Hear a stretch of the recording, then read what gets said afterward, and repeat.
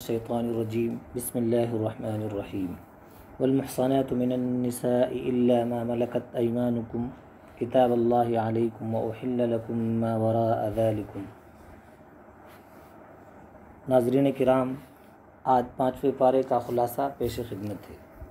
چوتھے پارے کے آخر میں ان عورتوں کا ذکر تھا جن سے نکاح کرنا حرام ہے۔ 5ویں پارے کے شروع میں اسی بحث کو مکمل کرتے ہوئے فرمایا گیا کہ ان محرمات کے سوا دوسری عورتیں تمہارے لیے حلال ہیں، لیکن نکاح کا مقصد پاک دامنی حاصل کرنا ہونا چاہیے، محض شہوت پوری کرنا نہ ہو۔ اس آیت میں ایک لفظ ہے فَمَسْتَمْتَعْتُمْ بِهِ مِنْهُنَّ کہ جن عورتوں سے تم فائدہ حاصل کرو۔ ان الفاظ سے بعض حضرات متع کے جواز پر استدلال کرتے ہیں، مگر یہ استدلال باطل ہے۔ اس میں شک نہیں کہ زمانے جاہلیت میں متع کا رواج تھا، چونکہ اسلام کے احکام بتدریج نازل ہوئے ہیں، اس لیے ابتداءً اسلام میں یہ رواج باقی رہا، لیکن بعد میں واضح طور پر اس کی حرمت کا اعلان کر دیا گیا۔ ابن ماجہ میں ہے، حضور اکرم صلی اللہ علیہ وسلم نے فرمایا کہ اے لوگو، میں نے تمہیں متع کی اجازت دی تھی، لیکن اب اللہ نے اسے قیامت تک کے لیے حرام کر دیا ہے۔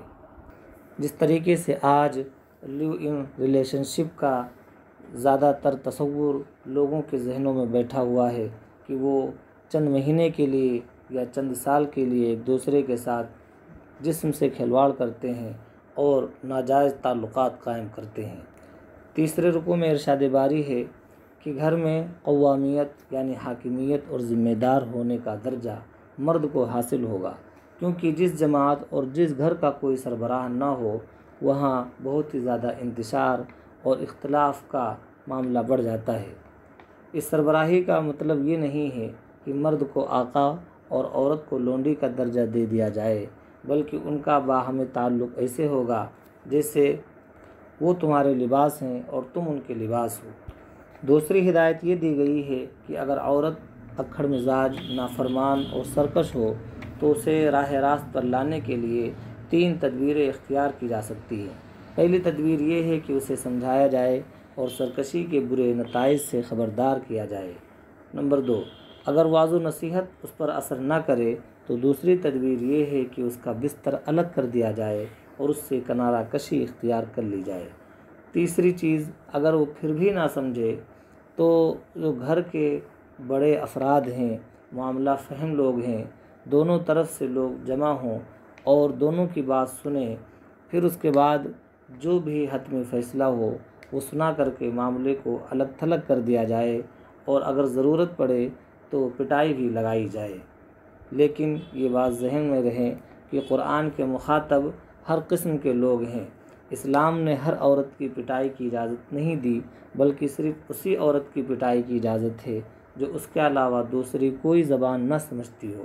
اور ظاہر ہے کہ پسماندہ معاشرے میں ایسی عورتیں بھی ہوتی ہیں جو پٹائی کے بغیر راہ راست پر نہیں آتی، لیکن وہ ظالم مرد جو بیل کی طرح ہوتے ہیں، جو چھوٹی چھوٹی باتوں پر وحشیانہ انداز میں عورتوں کی پٹائی کرتے ہیں، شراب پی کر کے آتے ہیں اور عورتوں کو مارتے ہیں، ان کے اس ظلم اور زیادتی کا اسلام سے کوئی تعلق نہیں ہے، اور عورت کے پاس خلا لینے کا موقع بھی ہے۔ آگے یہ حکم ہے کہ اگر کوئی ناپاک ہو اور ایسی بیماری ہو کہ جس میں پانی نقصان دہ ہو، یا ایسے سفر میں ہو کہ وہاں پانی میسر نہ ہو، تو تیمم سے بھی پاکی حاصل ہو جائے گی۔ تیمم یہ ہے کہ مٹی پر ہاتھ پھیر کر چہرہ اور دونوں ہاتھوں پر کونیوں سمیت مسح کر لے۔ یاد رہے کہ یہ نعمت صرف اور صرف امت محمدیہ کو حاصل ہے۔ ہجرت سے پہلے عثمان بن طلحہ جو کعبہ کے کنجی بردار تھے، آپ صلی اللہ علیہ وسلم کو بیت اللہ میں داخل ہونے سے روکا تھا۔ آپ صلی اللہ علیہ وسلم نے عثمان بن طلحہ سے فرمایا تھا کہ اے عثمان، شاید تم ایک دن بیت اللہ کی یہ کنجی میرے ہاتھ میں دیکھو گے، اس وقت مجھے اختیار ہوگا، جس کو چاہوں سپرد کر دوں۔ جب فتح مکہ ہوا تو آپ صلی اللہ علیہ وسلم نے عثمان بن طلحہ سے کنجی لے لی اور بیت اللہ میں نماز ادا کرنے کے بعد کنجی عثمان کو واپس کر دی اور فرمایا کہ یہ قیامت تک تمہارے خاندان کے پاس رہے گی۔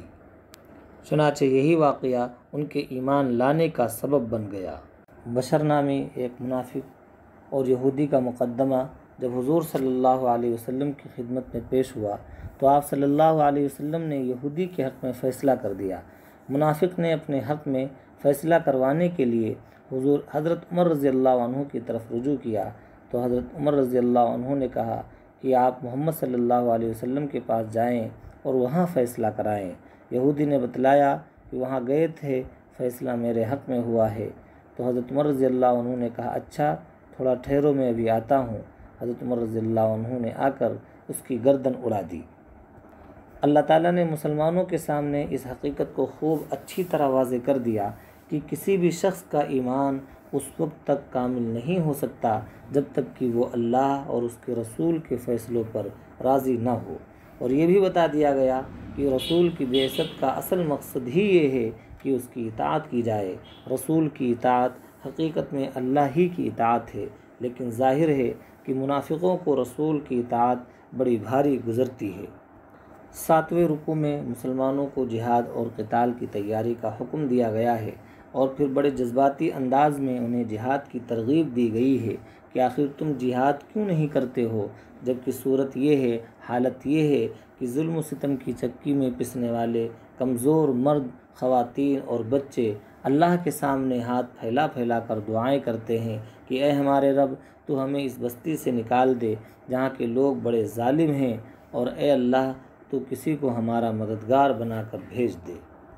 عام طور پر موت کا خوف جہاد کے میدان میں نکلنے سے ایک بڑی رکاوٹ بنتا ہے، اس لیے فرمایا گیا کہ موت تو کہیں بھی آ سکتی ہے، گھر میں بھی اور مضبوط قلعوں میں بھی۔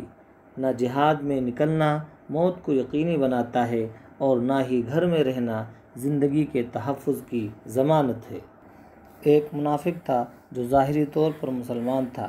ایک صحابی حضرت رفاعہ کے گھر میں نقب لگا کر یعنی سیند لگا کر کچھ غلہ اور کچھ ہتھیار چرا لیے، اور لے جاتے وقت ہوشیاری یہ کی کہ غلے کی بوری کا منہ اس طرح کھولا کہ تھوڑا تھوڑا غلہ راستے میں گرتا جائے، یہاں تک کہ ایک یہودی کے گھر کے دروازے پر پہنچ کر بوری کا منہ بند کر دیا، اور بعد میں چوری کیے ہوئے ہتھیار اسی یہودی کے پاس رکھوا دیے۔